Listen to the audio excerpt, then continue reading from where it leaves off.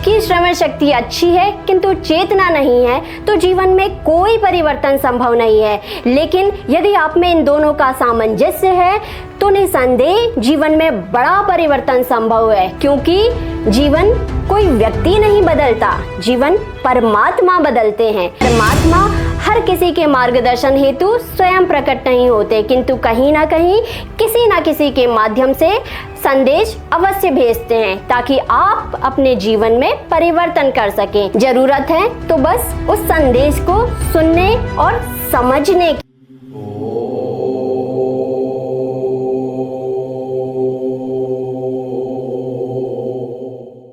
आदेश। जय श्री महाकाल।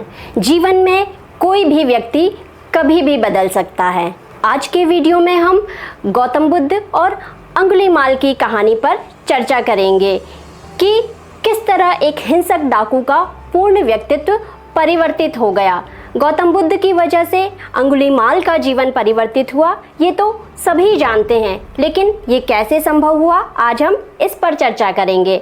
आइए सबसे पहले कहानी को संक्षेप में जानते हैं।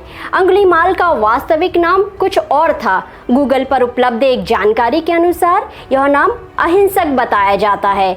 वह एक ब्राह्मण परिवार में जन्मा था और अत्यंत बुद्धिमान और शक्तिशाली व्यक्तित्व का व्यक्ति था, परंतु किन्हीं कारणों के चलते वह अपराध मार्ग पर बढ़ गया और एक कुख्यात डाकू बन गया। गलत मार्ग पर चलते हुए उसने संकल्प लिया कि वह 100 लोगों की उंगलियां काटकर अपनी माला पूरी करेगा और अपना संकल्प पूरा करेगा। कहीं पर यह संख्या 1000 भी बताई जाती है। वह लोगों की हत्या करता और उनकी एक उंगली काटकर स्वयं के गले में पहन लेता ताकि उनकी गिनती कर सके। कहते हैं कि उंगलियों की माला को धारण करने के कारण ही उसका नाम अंगुलीमाल पड़ा। अंगुलीमाल की क्रूरता के कारण लोग उससे अत्यधिक डरते थे। वे जंगल में जाने से कतराते थे और अपने जीवन की सुरक्षा के लिए नित्य ईश्वर से प्रार्थना करते थे। एक दिन गौतम बुद्ध अंगुलीमाल के इलाके में पहुंचे। लोगों ने उन्हें चेतावनी दी कि वे वहां ना जाएं, क्योंकि उस क्षेत्र में अंगुलीमाल रहता है और वह उन्हें नुकसान पहुंचा सकता है। लेकिन बुद्ध ने निर्णय लिया कि वह अंगुलीमाल से मिलेंगे और उसे सही राह दिखाएंगे। इसलिए वे जंगल के उस तरफ निकल गए जहां अंगुलीमाल का प्रभुत्व था। जब अंगुलीमाल ने बुद्ध को देखा तो उसने उन्हें मारने का विचार किया। उसने दौड़कर बुद्ध का पीछा किया तो बुद्ध तेजी से चलने लगे। इस पर अंगुलीमाल ने बुद्ध से कहा, रुक जाओ सन्यासी। बुद्ध ने उत्तर दिया, मैं तो कब का रुक गया हूँ अंगुलीमाल, तुम कब रुकोगे। बुद्ध के ये शब्द अंगुलीमाल को प्रभावित कर गए। ऐसा लगा जैसे ना जाने वह कितना बड़ा गुनहगार बन गया था और आज बुद्ध का सिर्फ एक वाक्य उसे सही दिशा की ओर चलने के लिए प्रेरित कर रहा था। बुद्ध के धैर्य, निर्भीकता और ज्ञान ने अंगुलीमाल को गहराई से प्रभावित किया।